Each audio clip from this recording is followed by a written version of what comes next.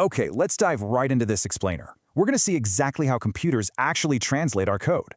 See, computers only understand machine code. It's basically this totally alien language made entirely of ones and zeros. Imagine crashing on planet Gobbledygook. To get the local mechanics to fix your ship, you need a translator. Lucky for us, we have exactly two types of translators to get this tricky job done.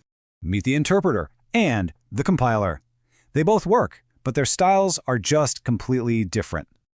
Think of watching a foreign movie. Interpreters give you live subtitles. Compilers, they dub the whole thing up front.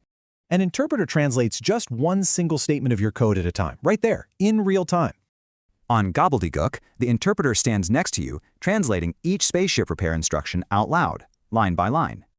The prefix inter literally means between, because it's literally standing right between your program and the computer.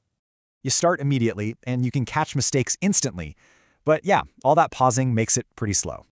For real-world examples, Python and JavaScript are two massively popular languages that use this exact interpreted approach. All right, what about the compiler? Well, it grabs your entire instruction list and translates the whole thing up front. It hands the mechanic a fully translated manual. Then the mechanic just executes it super fast. Bang, bang. To compile actually just means to pile together. It piles your entire program up for one massive translation. It's like a friend reading a long German text and giving you the full English meaning all at once. So you get extra prep time up front, but way faster execution. Downside? Fixing late mistakes is super tough. Like with Java, the compiler turns your code into a brand new machine-ready .class file right away. Heavy hitters like C++, Go, and Java rely entirely on this upfront compilation to hit those blazing speeds. It really boils down to your ultimate priority. Do you want real-time flexibility for testing or raw speed? So you're stuck on Gobbledygook.